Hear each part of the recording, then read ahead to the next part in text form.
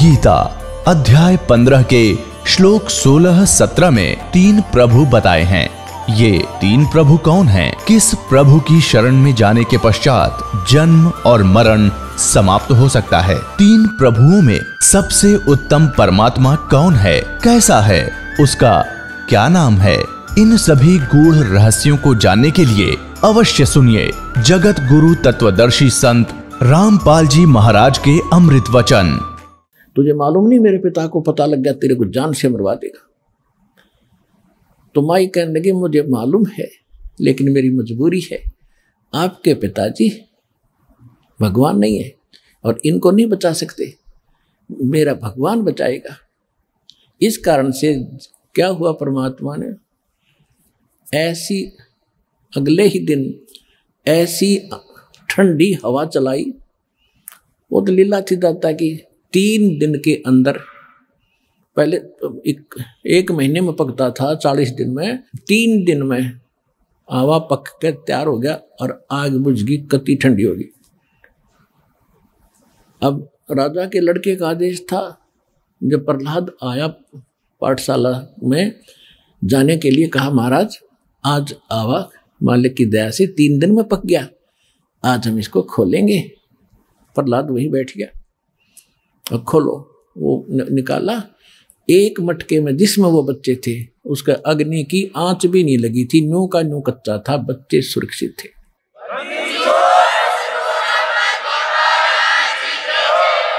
तो उस दिन से प्रहलाद को दृढ़ विश्वास हो गया कि सचमुच भगवान ही कर सकता था, मेरा पिता यहाँ का कोई रोल नहीं था। तो बेशक राजा है और बेशक ये भगवान कहता। तो उसके बाद सांडा मुर्का को भी उसने कह दिया था कि गुरुदेव आप गलत गाइड कर रहे हो, मेरा पिता भगवान नहीं है, भगवान तो भगवान ही होता है, मैं उसी की भक्ति करूंगा। उसके बाद फिर पिता पुत्र की ठनगी थी। हाय हाय, पावेगा अपना किया रे, भोगेगा अपना किया रे, मन तो पावेगा अपना किया रे, भोगेगा अपना किया रे। प्रहलाद पैज परवान करी है, धर नरसिंह अवतारे। प्रहलाद पैज परवान करी थी, धर नरसिंह अवतारे। दीन दयाल दया कर उतरे, एरना कुछ उदर वेदारे, मन तू पावेगा अपना किया रे, भोगेगा अपना किया रे। गरीबदास साहिब जी को परमात्मा कबीर जी मिले थे, गांव छुड़ानी, जिला झज्जर, हरियाणा में। ये किसान थे, जाट थे, खेतों में बहुत बड़े लैंड लॉर्ड थे, 1500-1600 एकड़ जमीन थी और वहाँ अपने ही खेतों में पाली गए हुए थे, गौवें चरा रहे थे। वहाँ सतलोक से परमात्मा अपने विधान अनुसार कबीर जी जिंदा महात्मा के रूप में आकर उतरे थे। वहाँ एक कुंवारी गायों का दूध पिया था दाता ने, कबीर भगवान ने अपने आशीर्वाद से कुंवारी गाय ने दूध दिया बछिया ने, और वो पिया था, वहाँ का दूध नहीं पिया था। फिर गरीबदास जी को प्रथम मंत्र देकर सतलोक लेकर गए थे, सारा कुछ दिखा के गरीबदास जी को वापस छोड़ा था, पूरे ज्ञान योग से परिपूर्ण कर दिया था। तब उसने कहा था कि प्रहलाद पैज परवान करी। प्रहलाद ने तो दृढ़ता कर ली थी, प्रतिज्ञा कर ली थी कि मैं भगवान की भक्ति करूंगा, हिरण्यकशिपु की नहीं करूंगा। बाप तो है लेकिन भगवान नहीं है। कहते उसकी जो पैज थी, प्रतिज्ञा थी, उसको परवान करना यानी उसको सिरे चढ़ाया, उसकी रक्षा की, उसको सफल बनाया। और दीन दयाल कबीर भगवान दया कर उतरे, वहां से अवतरित हुए ऊपर सतलोक से, और हिरण्यकशिपु उदर विदारे, हिरण्यकशिपु का पेट फाड़ के आंत काट दी बाहर, नरसिंह रूप बना के। अपना आत्मा ये है तत्व ज्ञान। अब धीरे धीरे आपके कत्ती देखो, वो जूठा फेट हो रहा था, वो तो नकली पेंट था, अब ये रेग मार लगा रहा दास साथ में, और ये असली पेंट ही वो होगा अपने, और ये कभी नहीं उतरेगा, ये फेड भी ना होता, फिर सदा एक सा ही रहेगा।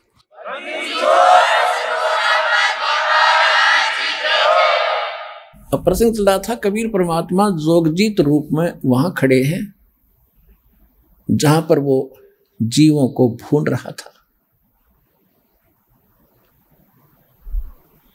उनके जाने से वो तपस्या पर बिल्कुल आंच बंद होगी, जैसे बिल्ली के बच्चों के आंच नहीं लगी, सारे और मटके पक गए।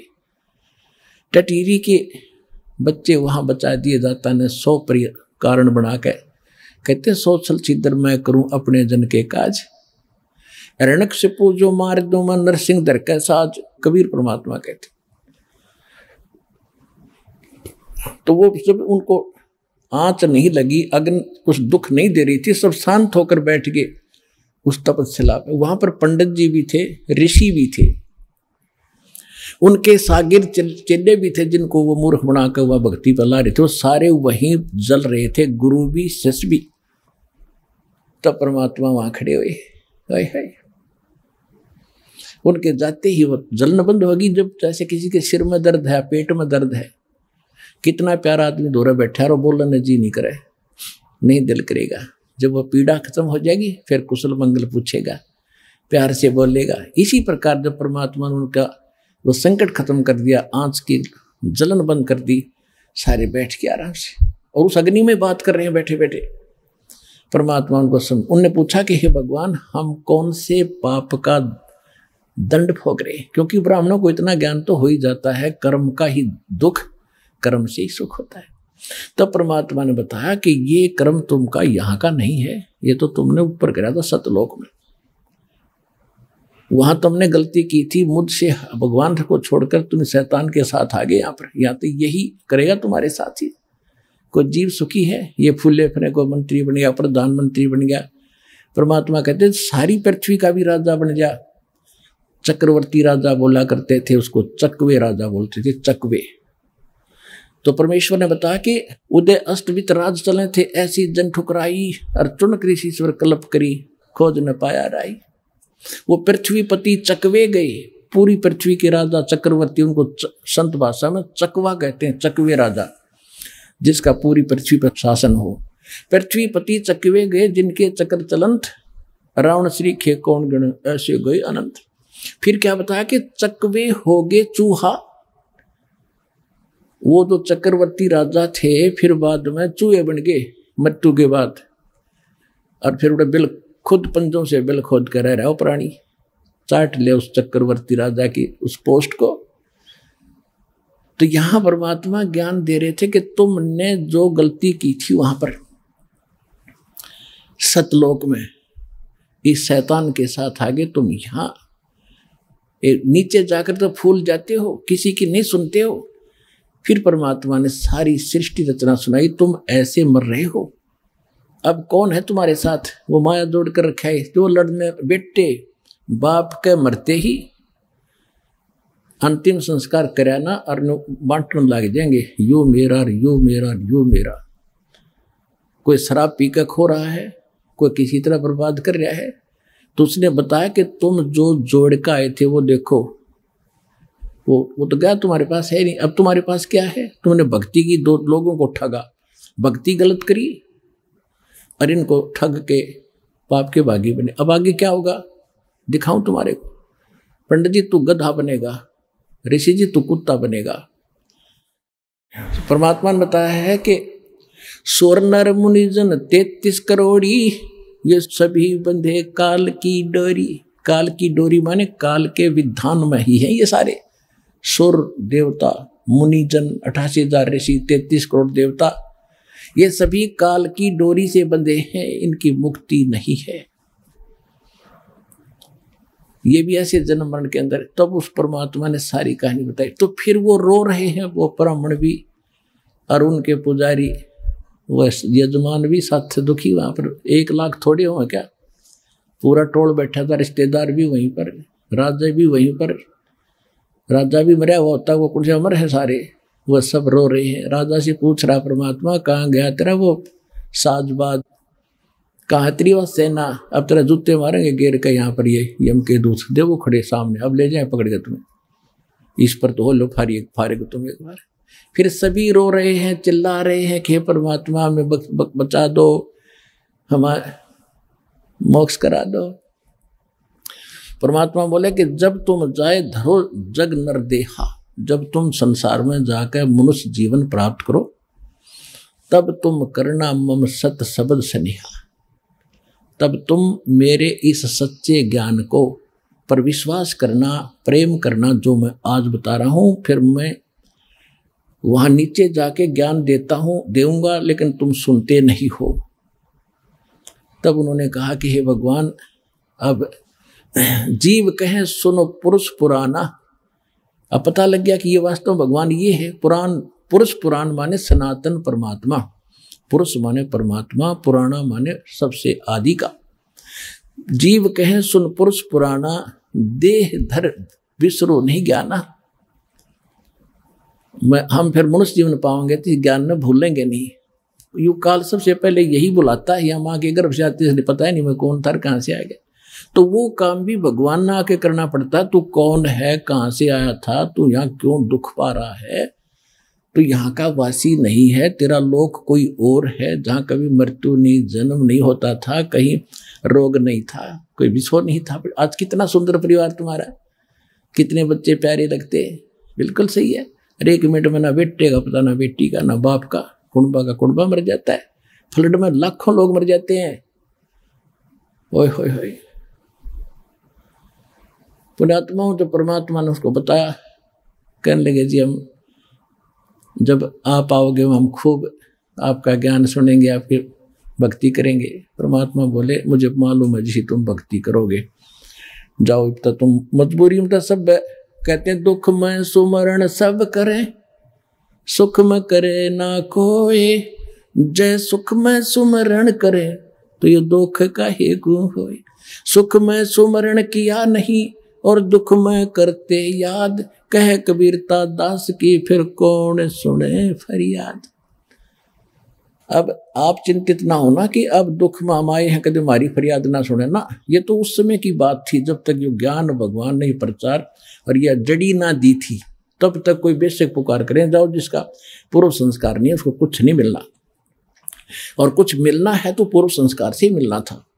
अब आपको पूर्व संस्कार तो आपका सुरक्षित है ही, लेकिन आगे जो भक्ति बता दी इससे आपकी रक्षा होगी, आपकी पुकार भी सुनी जाएगी, आपके संकट भी दूर होंगे, आपका रोग भी दूर होगा, आपका मोक्ष भी होगा। ये तो नए सिरे चादर हो गए।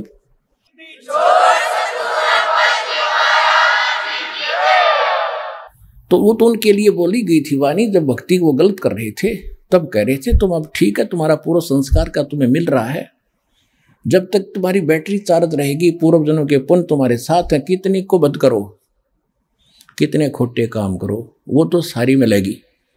लेकिन आगे फिर जब आपत्ति शुरू होगी तब रोग भगवान को फिर नहीं सुनेगा तुम्हारी।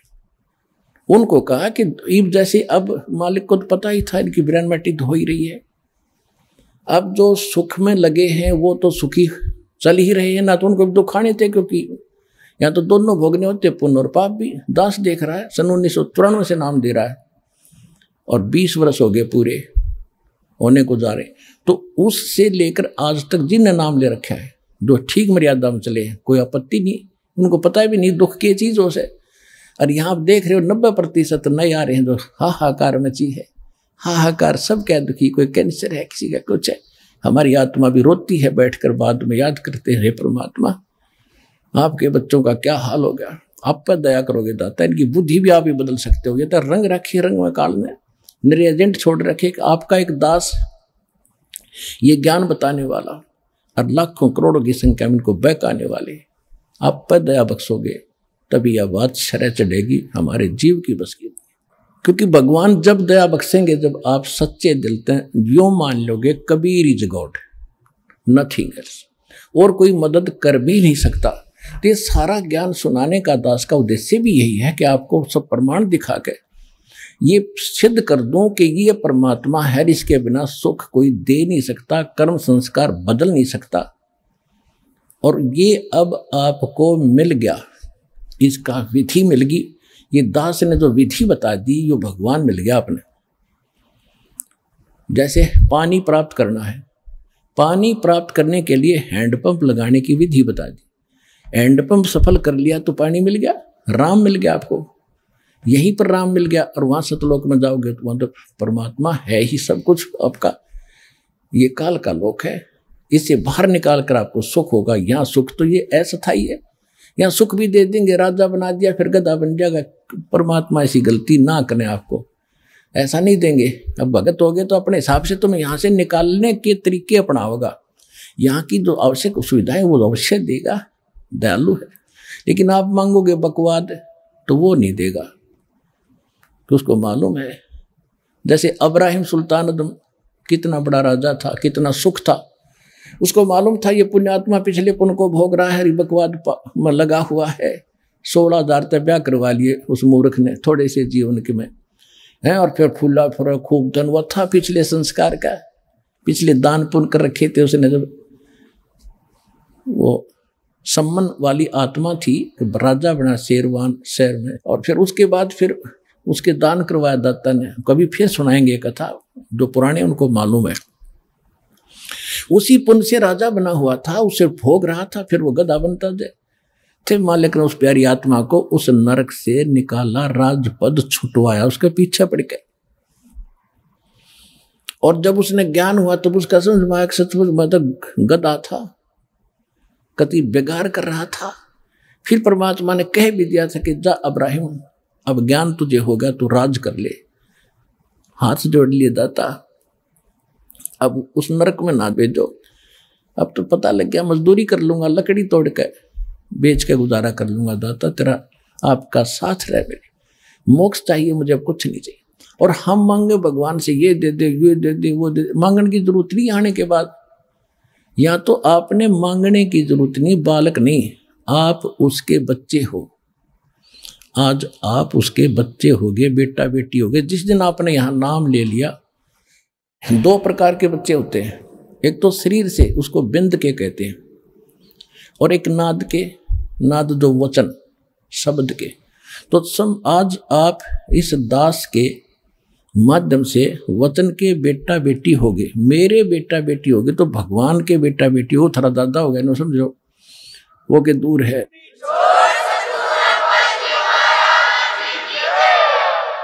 और परमात्मा कहते हैं एक लेवा एक देवा दूतम, कोई किसी का पिता नहीं पुत्रम। जैसे सुखदेव ऋषि को ज्ञान था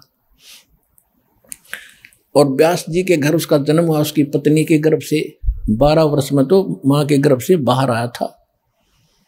अब देखो पुण्यात्माओं, ज्ञान हो गया, ज्ञान तो करा देते हैं सभी, भाई भगवान की भक्ति करो नहीं तो ये हो जाए। अब ज्ञान हो गया, समाधान नहीं तो खा का वो ज्ञान।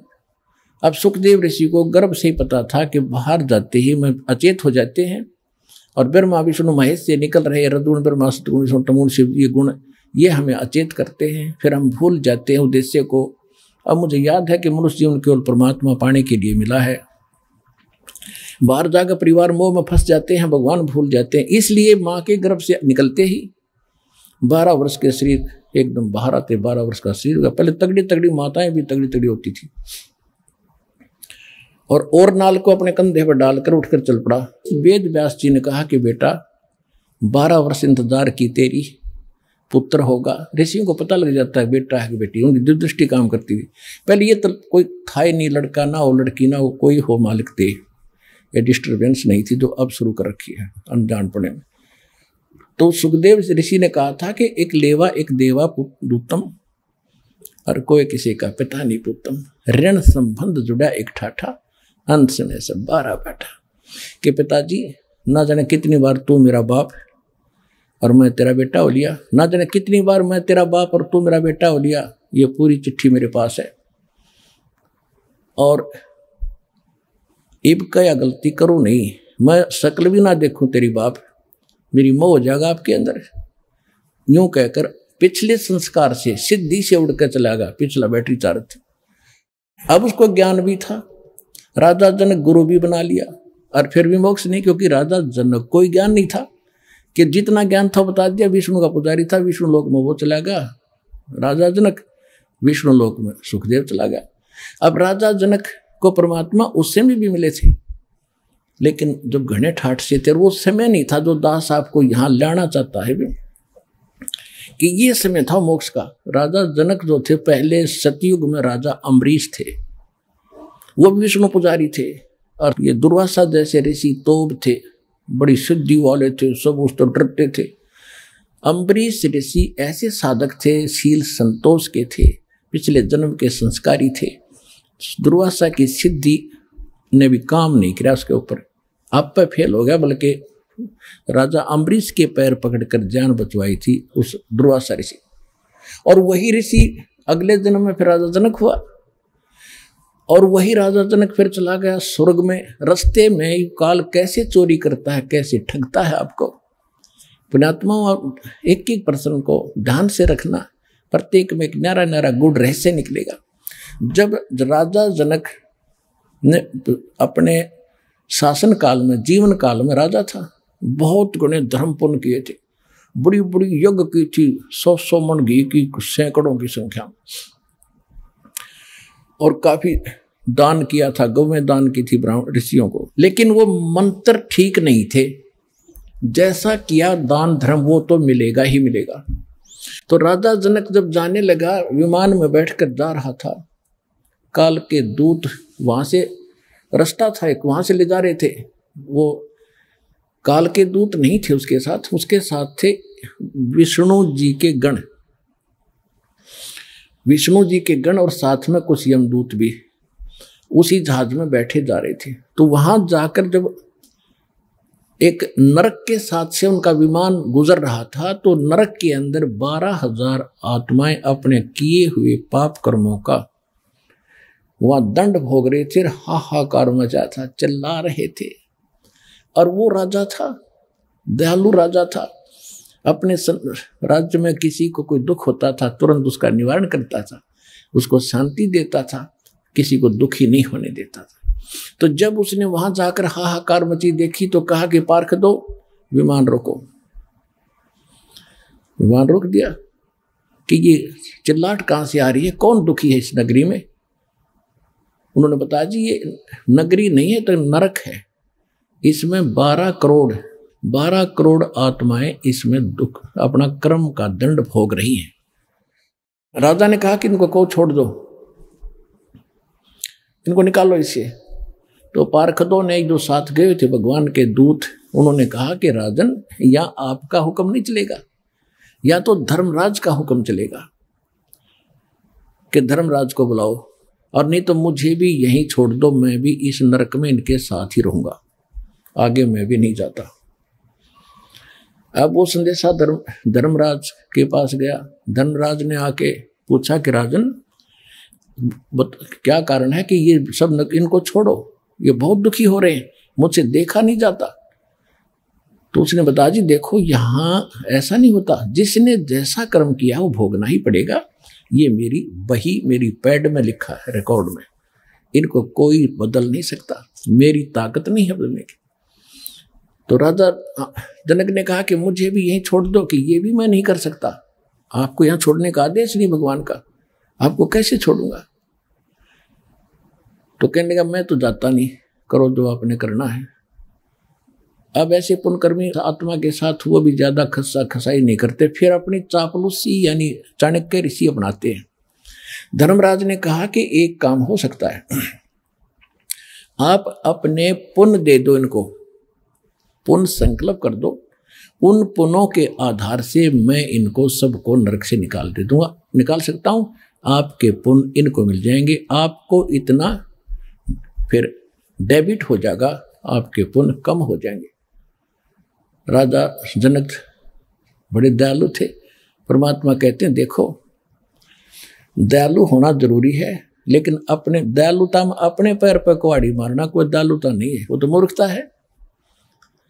तो वहां उसने क्या किया कि राजा जनक ने कहा कि ठीक है, मैं इनको अपने आधे पुण्य देता हूं, जितने मैंने धर्म पुण्य किए, भक्ति करी है, ठीक है। उसने उधर से काट के उन सब को बांट दिए, आधे पुण्य 12 करोड़ में बांट दिए, उनको सबको बाहर निकाला, अलग से विमानों में बैठाया, राजा के पीछे पूरा लश्कर भेज दिया, चल। अब वो सारे स्वर्ग में चले गए। देखो पुण्यात्माओं, ये आपका चोरी हो रही है, आप कहाँ तक ठग लेता है, काल का जाल कितना भयंकर है, तुम तो यहाँ तो पता ही नहीं, यहाँ तो हम ठगे जाते हो, आपके पास तो कोई पूंजी है कोई नहीं, वह बांट बूट के यहीं हो लिए, उसको तो और पूंजी लेकर जा रहा था, वहां ठग ली। अब वो 12 करोड़ आत्माएं पहुंच गई स्वर्ग में, ठाठ से रह रही है उसके पुण्य से। और जब वो पुण्य राजा जनक के दिए हुए वो बख्शे हुए खत्म होंगे, उसके बाद वही आत्माएं फिर पुनः उसी नरक में आएंगी जो उनके पाप न्यू के न्यू रखे थे, वह फिर भोगने पड़ेंगे। उधर से राजा जनक का जब वो आधा खाली कर दिया है, वो फिर खत्म हो गया त्रेता में, द्वापर में तक वो वही रहा, स्वर्ग में इतने पुण्य थे। अब कलयुग में वही आत्मा राजा अम्बरीश की राजा जनक बने, फिर राजा जनक की आत्मा ये श्री नानक देव जी बने तलवंडी के अंदर। तलवंडी पंजाब यानी पाकिस्तान के अंदर एक तलवंडी गांव है, वहां पर एक कालू राम मेहता खत्री यानी अरोड़ा, उसके घर जन्म हुआ।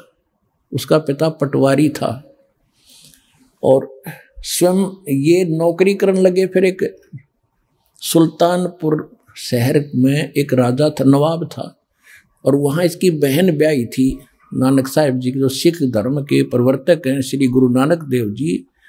ये आदरणीय आत्मा कहाँ थी? अम्बरीश, सतयुग में राजा अम्बरीश, लाखों करोड़ों सेना इसके साथ, और हाँ जय जयकार होती। राजा जनक, लाखों सैनिक, लाखों नौकर इसके हाथ जोड़े खड़े रहते थे। और फिर वही अपने पुण्य से खत्म करके क्या बने? स्वयं सुल्तानपुर के नवाब के एक मोदी खाने में नौकर बने। अब परमात्मा याद दिलाते रहे बड़ी आत्मा। अब सुन ले इस विधान को जो हम बताने चाहते हैं। जब तक हम कबीर परमात्मा की भक्ति नहीं करेंगे, मोक्ष नहीं हो सकता, चाहे कितना कुछ बन ले। अब नानक साहिब जी मोदी खाने में नौकरी करते थे। सुल्तानपुर शहर के पास एक नदी बहती थी, बेई नदी। वहाँ सुबह सुबह सभी उस शहर के लोग स्नान करने जाते थे। परमात्मा काशी में प्रकट थे उस समय कबीर जी। एक वहाँ पर मिले, जब नानक साहिब जी स्नान करने गए थे तो पहले दिन तो चर्चा हुई कि मैं कबीर हूँ, काशी में रहता हूँ, धानक का काम करता हूँ, मैं तो आपसे ज्ञान पूछने आया हूँ, मुझे ज्ञान बता दो, मुझे ज्ञान का पता नहीं है, आप तो महापुरुष हो, बड़े भक्त हो। गुरु नानक देव जी जो थे ये हिंदू थे, कालूराम मेहता के इनके घर जन्म था, और इन्होंने ब्रजलाल पांडे से गीता पाठ पढ़ा, गीता पढ़ा करते थे, उसका ज्ञान सुना करते थे। उसके आधार से विष्णु जी को पूर्ण परमात्मा मान लिया था। श्री कृष्ण जी भी विष्णु अवतार माने जाते हैं। तो ये बातें होकर परमात्मा चले गए। दूसरे फिर कुछ दिन के बाद फिर उस दिन परमात्मा ने सारी बता दी थी कि विष्णु की यह स्थिति है, कृष्ण की ये स्थिति है, इसे मोक्ष नहीं हो सकता। और गीता में ये खुद गीता ज्ञानदाता कहता तू उसकी शरण में जा तब तेरा मोक्ष होगा। वो कौन है?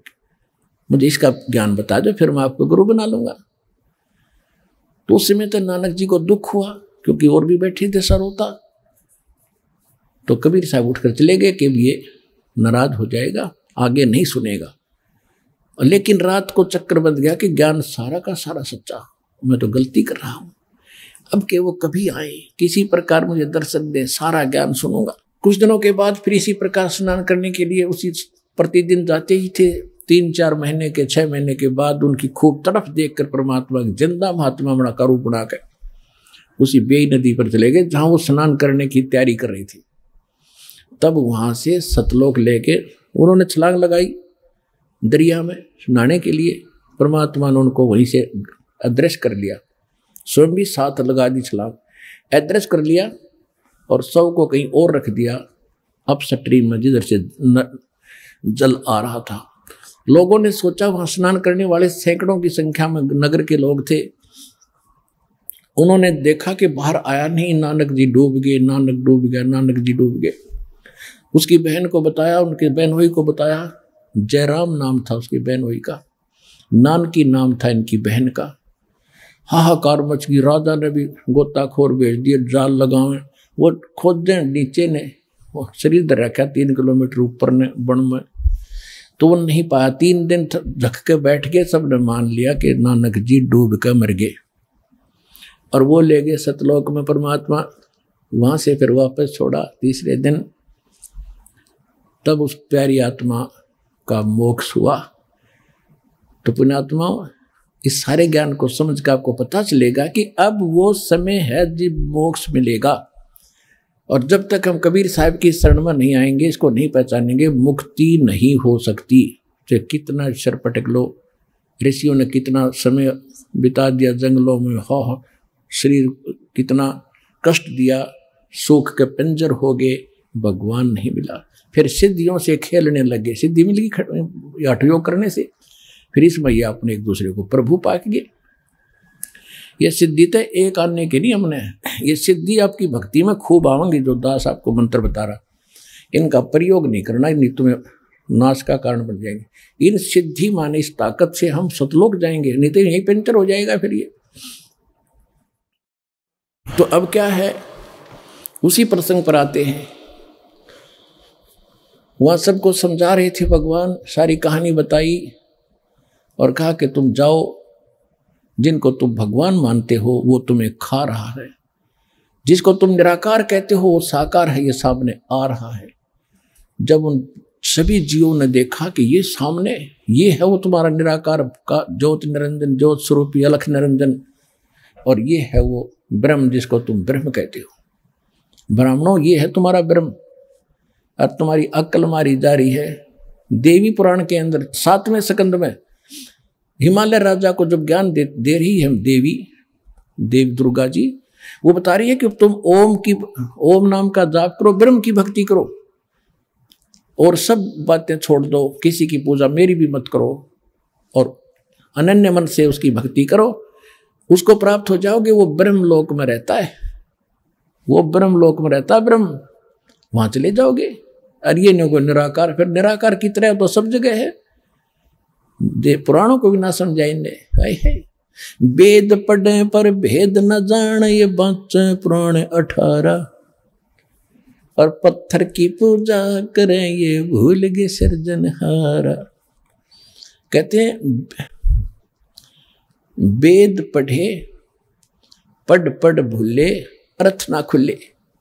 वेद पढ़े पढ़ भूले, पढ़ तलिया लेकिन अर्थ ना खुले, इसलिए ब्राह्मण मोक्ष प्राप्ति नहीं कर सके। फिर क्या बताया, गुरु बिन वेद पढ़े जो प्राणी, समझुन सौर रहे अज्ञानी। गुरु बिन काहु न पाया ज्ञाना, जो थूथा बूछड़े मूड किसाना। अब जैसे सरसों का जोड़ा होता है, भूस, या ये धान निकालते हैं, उसकी प्राण भूस होता है, और कोई मूर्ख उस प्राण में ठाठा पटकन लग रहा हो, और कोई इसको कहे क्या कर रहा है कि धान निकाल रहा हूं धान इसमें थोथे भूस में माथा मार रहा है। तो जब तक सतगुरु नहीं मिलेगा तो ये अन्य साधनाएं हैं, थोथा भूस कुटना, तो इससे कुछ लाभ नहीं होना, कितना प्रयत्न कर लो। वो तो धान गेहूं नो के नो धान, और जब मारे क्या पटक गड़ पड़े, ढेर लाग जाए थोड़ी देर में। तो वो सतगुरु आज ये दास है उस परमात्मा का भेजा इस कलयुग में, ये याद रख लियो।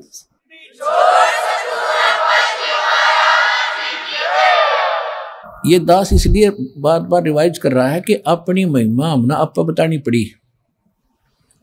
परमात्मा खुद आए थे, हम ही अलख अला हैं कुतुब गोस और पीर, गरीबदास खालिक दनी हबरा नाम कबीर।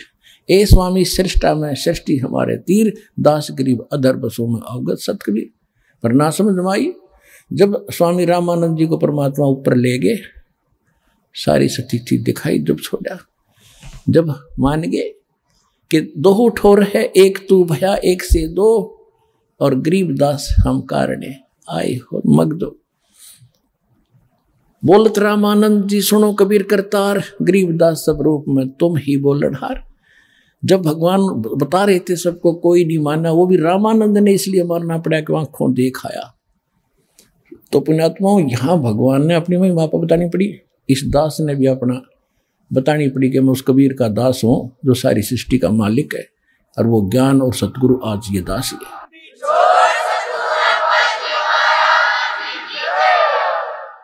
और जो सतलोक आसन बरवाला में आ जाएगा उसको यकीन भी पूरा हो जाएगा, फिर वो निडगमग हो सकता है। इंसान की जब वो मोक्ष की या कुछ ज्ञान ग्रहण की इच्छा से आया होगा, जो आया होगा बकवादों की, तो वो तो बता ही दिया आपको। कहते हैं कोट वर्ष करो संगत संतों की, पत्थर का जल में क्या भीजे, चंदन बन में रंग ला दे एक बांस बिटम्बी ना सीजे। कहते हैं जैसे पत्थर को तो 20 फुट जल में डाल दो, 2 टुकड़े, और बाहर निकालो 10 वर्ष बाद से 6 घंटे बाद, और फिर उसको एक दूसरे से लगा दो, उसमें ज्यों के तो गुण हैं, गुणों में परिवर्तन नहीं हुआ, चिंगारियां निकल रही हैं उससे।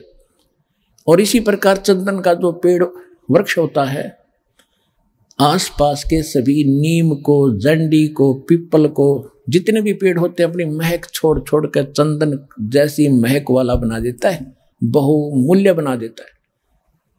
लेकिन एक बांस होता, बांस जिसकी लाठी बने, मच्छरदानी बने, इसके असर नहीं होता, चाहे उस चंदन के वृक्ष के साथ में उग जा, उसमें वो ग्रहण करने का गुण ही नहीं है। तो जो यहाँ आएंगे कुछ जिज्ञासा लेकर के, मोक्ष आधार मान करके, उनका तो लाभ होगा ही होगा। उनको तो समझ में आ ही जाएगा कि विश्व में आज कोई गुरु नहीं है, इस दास के अतिरिक्त सतगुरु भी नहीं है।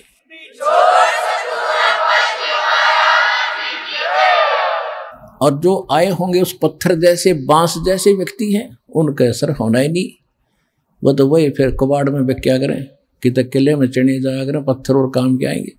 तो इस प्रकार के जो व्यक्ति हैं, जिनको इतना ज्ञान, इतना प्रमाण देखकर भी असर नहीं हो रहा कि ये सचमुच कोई बात अलग है, तो वो बताया है कि कोट वर्ष करो संगत संतन की, जैसे पत्थर का जल में क्या भीग गए, और चंदन बन में रंग ला दे एक बांस बिटम्बी ना सींचे।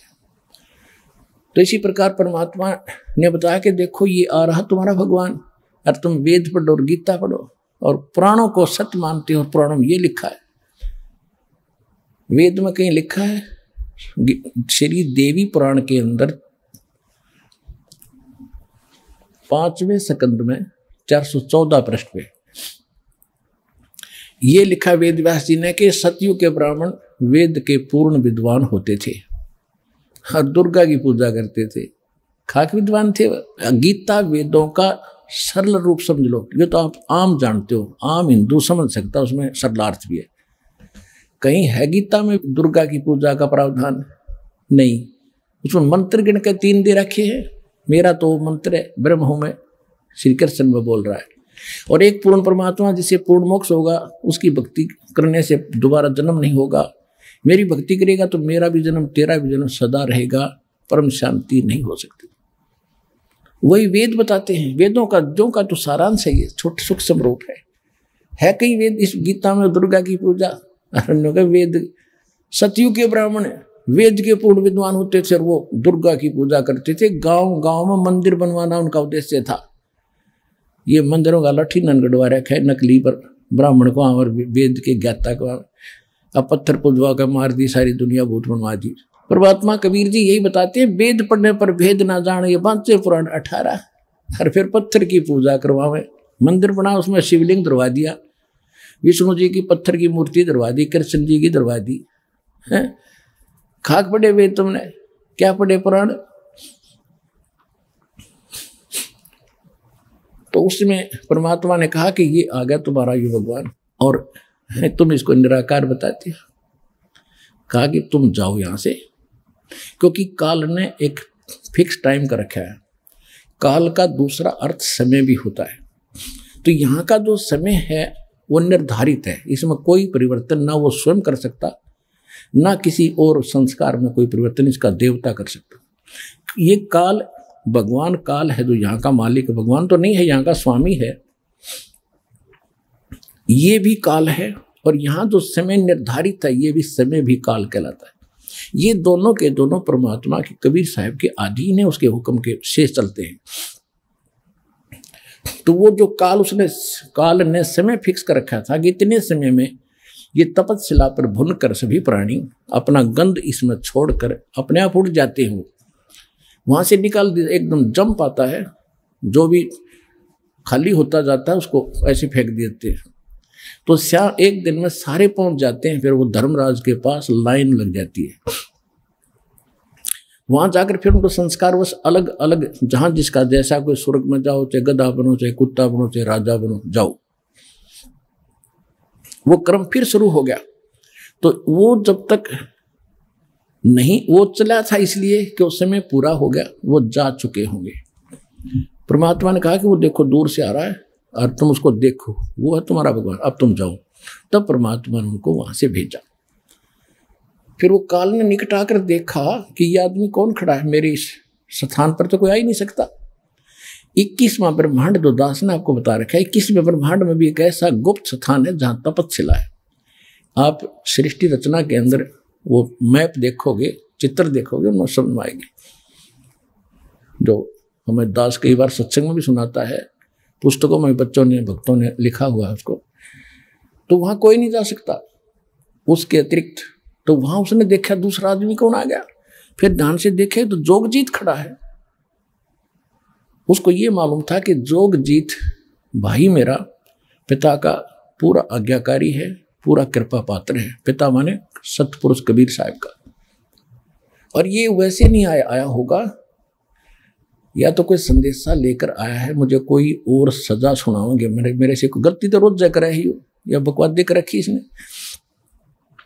फिर भी हिम्मत सी करके पूछा और कहा कि क्योंकि जब इसको ने सतलोक में गलती की थी ज्योत निरंजन ने, काल ने, तो जोगजीत रूप में आके ही परमात्मा ने उसको 21 ब्रह्मांड समेत और दुर्गा समेत, और दुर्गा के अंदर सभी आत्मा परमात्मा ने फीड कर दी थी, भर दी थी, जिन्होंने इसके साथ आने की स्वीकृति दी थी। तो इसने वहां दुर्गा के साथ बद व्यवहार करना चाहा, इसकी बेइज्जती करनी चाहिए थी, या उसके मुंह में समा गई पेट में मुख के माध्यम से। तब परमात्मा ने आके इस काल के पेट से निकाली, और दोनों ही दंडित अपराधी हो ही रहे थे, हम भी हुआ, दुर्गा भी, काल भी। तो काल जो अपराधी बन गया कि उसने वहां गलत कर दी। ऐसे पवित्र स्थान में एक देवी लड़की के साथ बद व्यवहार करे, फिर उसको वहां से 21 ब्रह्मांड समेत भेज दिया, निकल जाए से। उस समय इसने हाथ जोड़े जोगजीत रूप में कि माफ कर दे, मेरे से गलती होगी और मुझे यहीं रख लो, पिताजी से प्रार्थना कर दो। तो बोला भी प्रार्थना मैंने कर ली, आप जाइए यहाँ से। जबरदस्ती 21 ब्रह्मांड समेत इसको यहाँ 16 शंख कोस की दूरी पर भेज दिया। एक कोस में 3 किलोमीटर होते हैं लगभग। 48 शंख, नील पद्म शंख, इतने किलोमीटर दूर ये 21 ब्रह्मांड आगे। उसके बाद इसने अपनी मनमानी शुरू कर दी कि मेरा कौन के बिगाड़ेगा। तो जब वो जोगजीत रूप में परमात्मा इसके लोक में आ गए, तो इसने वो प्रतिशोध लेना चाहा जो उसने वहां से निकाला था जोगजीत रूप में। और उस समय भगवान जोगजीत रूप में खड़े थे। तो काल ने कहा कि जोगजीत तू यहां क्यों आया, यहां क्यों आया, और पुरुष वचन हो तो मुझे सुनाओ। तुम यहां क्यों आयो, और कोई पुरुष की आज्ञा है, परमात्मा का कोई वचन है मेरे लिए, आदेश संदेश है, तो मुझे सुनाओ।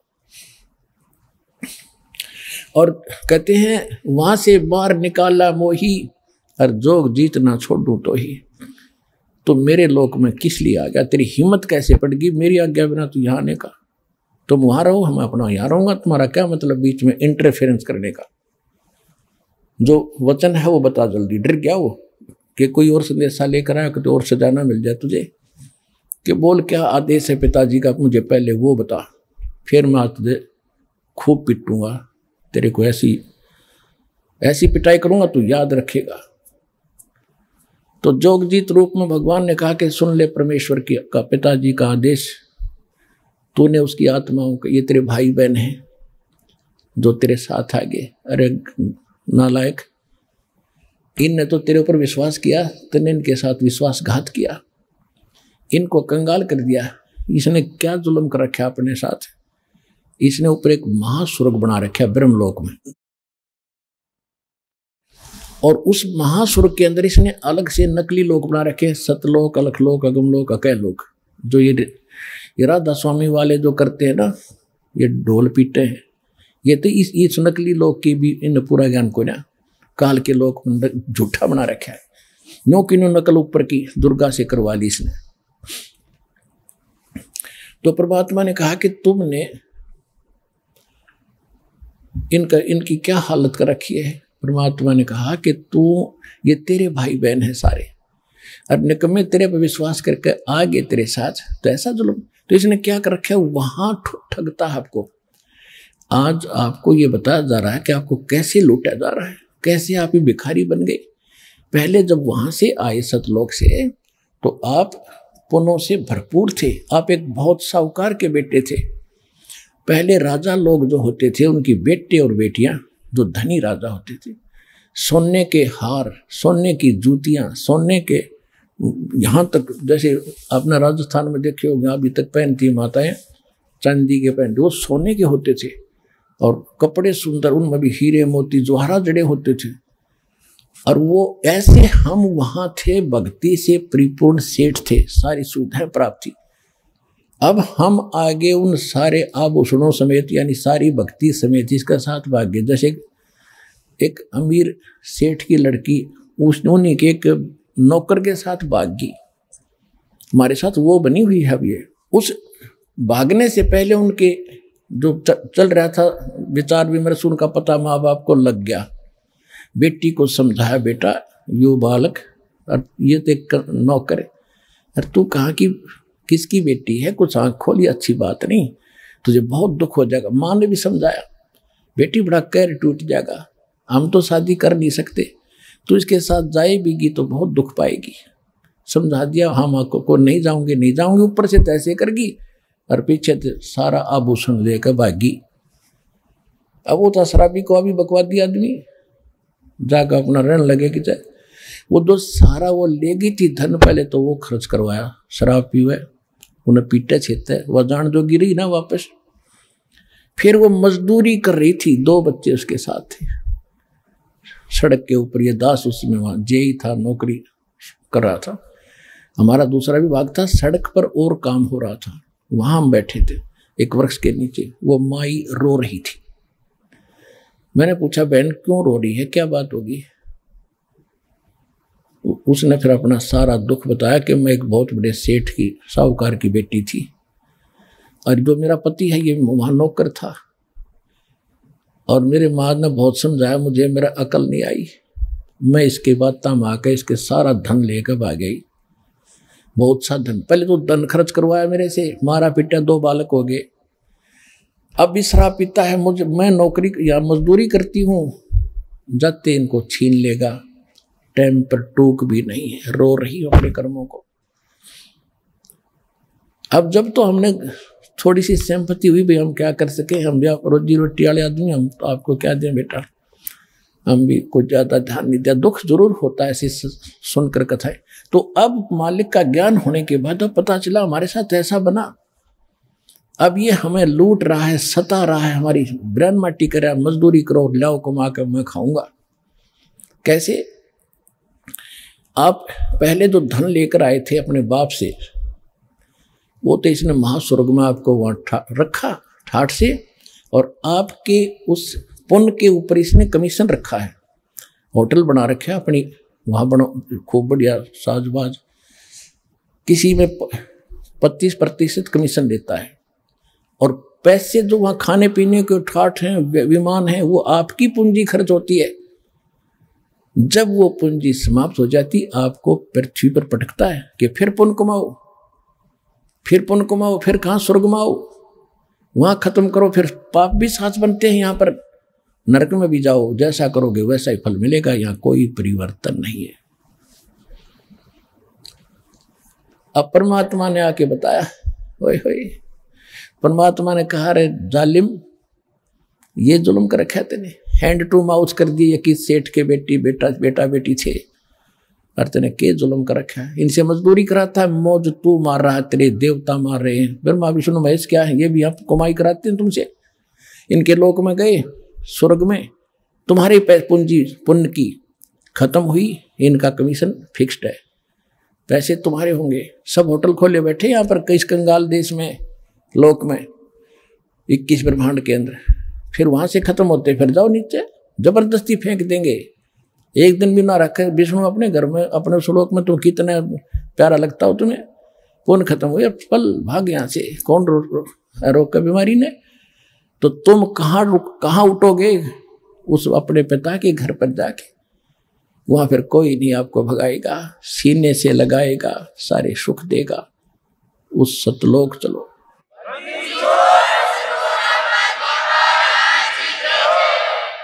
अब जो प्रश्न चला था कि आप जी ठगे जा रहे हो, आप पूर्व जन्म के जो कमाइयां थी, परमात्मा कैसी दया करते हैं, जैसे प्रत्येक युग में आते हैं। सन 1398 संवत 1455 और पूर्णवासी ज्येष्ठ मास की पूर्णवासी को भगवान ऐसे प्रकट हुए थे, कमल के फूल पर शिशु रूप धारण करके काशी बनारस में लहर तारा तालाब में।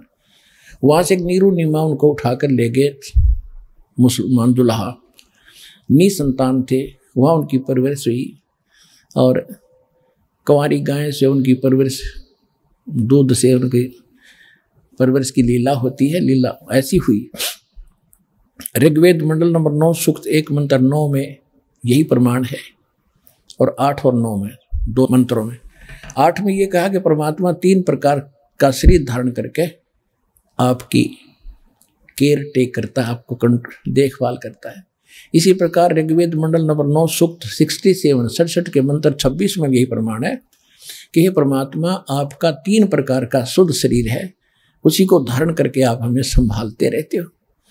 तो वो बताया गया है कि वो परमात्मा 3 प्रकार की लीला करता है। एक रूप में तो सतलोक में बैठे हैं, जब वहाँ सिंहासन के ऊपर सिर पे मुकुट है, ऊपर एक छत्र है, बहुत बड़ा गुम्बद है, गोल गोल सुंदर, सेंटर में बैठे मालिक, सफेद, बहुत गजब का रोशनी है, और एक रोम माने बाल होता है, एक रोम बाल की इतनी शोभा है, इतनी चमक है, जैसे करोड़ सूर्य करोड़ चंद्रमा मिला दे, और नर आकार है, मनुष्य दृश्य है।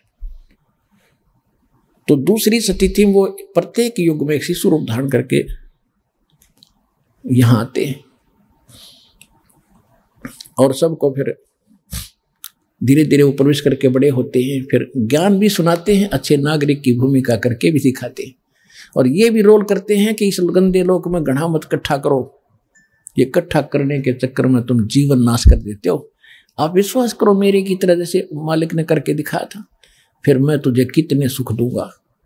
कबीर परमात्मा झोपड़ी में रहते थे, सुबह का आटा है तो शाम का शायद ना हो, और 18 लाख व्यक्तियों की चिट्ठी आ गई कि कबीर भंडारा करेगा झूठी। उन 18 लाख व्यक्तियों को 3 दिन तक भंडारा कराया मालिक ने, और लड्डू, जलेबी, कचौड़ी, पकौड़ी, दही, बड़े, दोहर, असरपी सोने की 10 ग्राम सोना प्रत्येक खाने के बाद, एक मोहर एक दोहर। परमात्मा कहते हैं कल्पे कारण कौन है, कर पूजा निकाम, निष्काम भाव से भक्ति कर, जैसे मैं बता रहा हूं, और मन इच्छा फल दूंगा जब पड़े मेरे ते काम। अब तुम विश्वास करो मेरे पर, और मैं कहूं ऐसे करो, कोई भी आपत्ति तुम पर आओगी, तुम्हें ऐसे करके दिखा दूंगा, दुनिया देखेगी।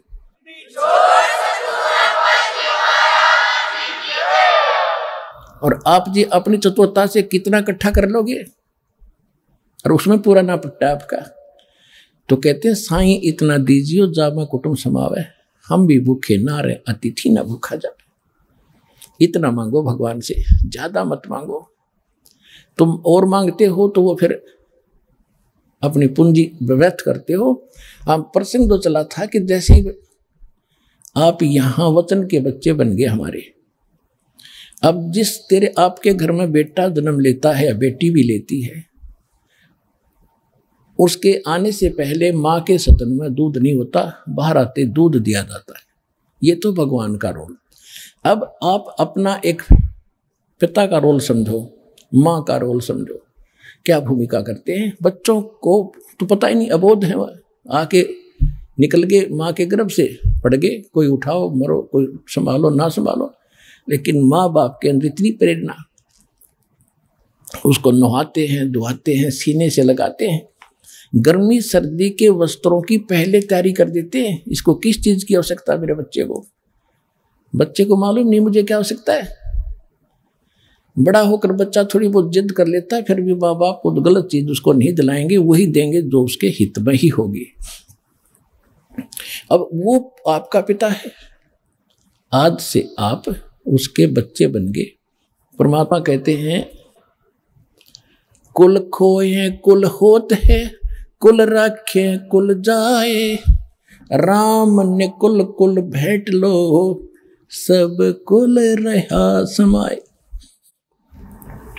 कहते हैं परमात्मा कि यदि तुम इस खानदान के चक्कर में भक्ति को नहीं अपनाओगे, कबीर साहब कहते हैं कि कुल की करनी के कारण अनसा गया बिगो, और तब ये कुल के कर लेगा जब तू चार पाया का हो।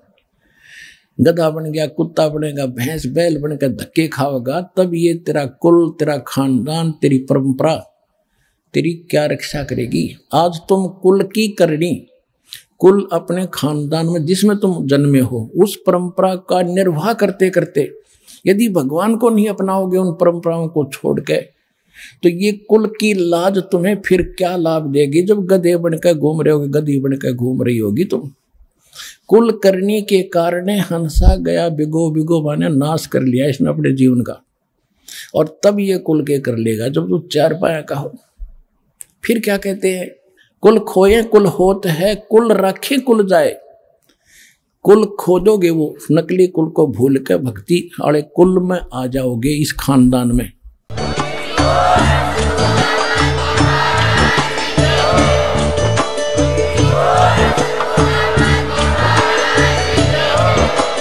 आप सुन रहे थे जगत गुरु तत्वदर्शी संत रामपाल जी महाराज जी के मंगल प्रवचन। अधिक जानकारी के लिए विजिट कीजिए हमारी वेबसाइट www.jagatgururampalji.org। संत रामपाल जी महाराज जी के शुभ आशीर्वाद से पूरे विश्व भर में 500 से भी ज्यादा नाम दीक्षा केंद्र हैं, जिन पर संत रामपाल जी महाराज जी द्वारा ऑनलाइन निशुल्क नाम दीक्षा दी जा रही है। अपने नजदीकी नाम दीक्षा केंद्र का पता करने के लिए संपर्क करें 8222880541।